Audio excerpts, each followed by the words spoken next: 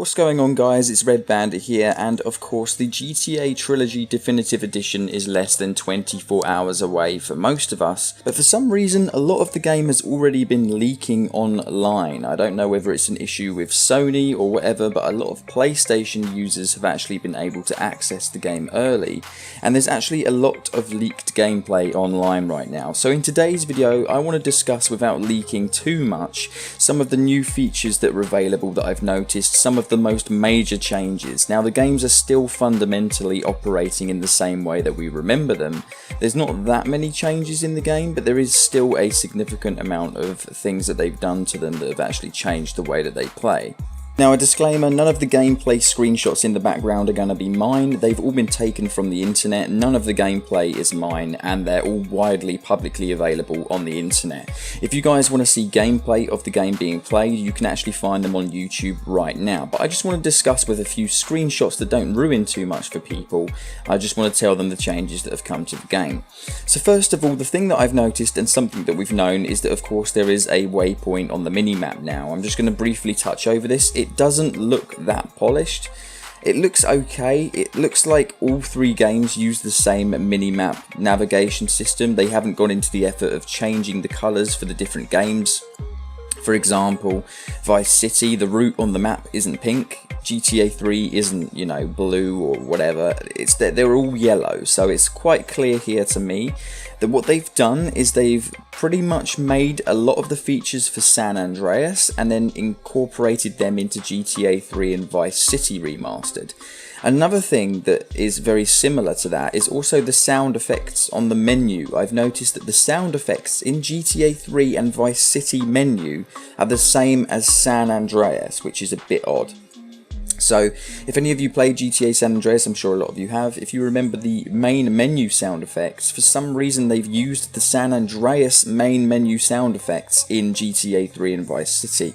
Thought that was a bit odd, but anyway, yeah. Also, the targeting has changed. As you can see right here, this is number 2. The targeting has changed in the games.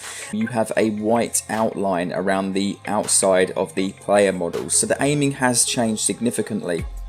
The old version of GTA Vice City, San Andreas and GTA 3, obviously it was quite horrific. Like, you had this giant aimer when you were like locking onto people. It was really clunky, so I'm pretty happy about the changes they've made here.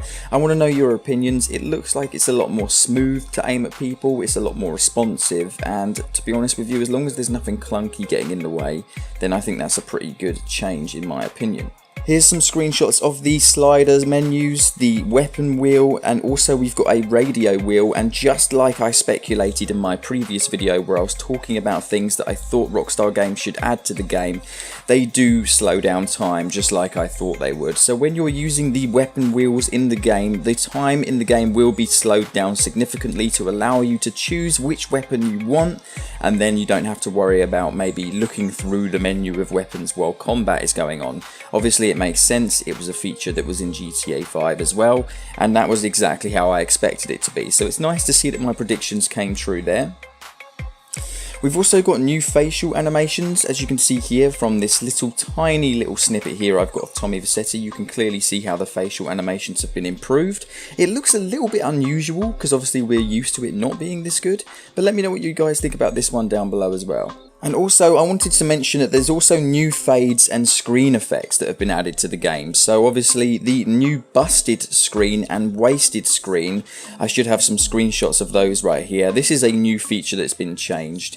As you can see, they have drastically overhauled the busted and wasted screens. I think this is pretty good. Obviously they just wanted to tidy it up, add a few new small things that make the game look a little bit more overall improved.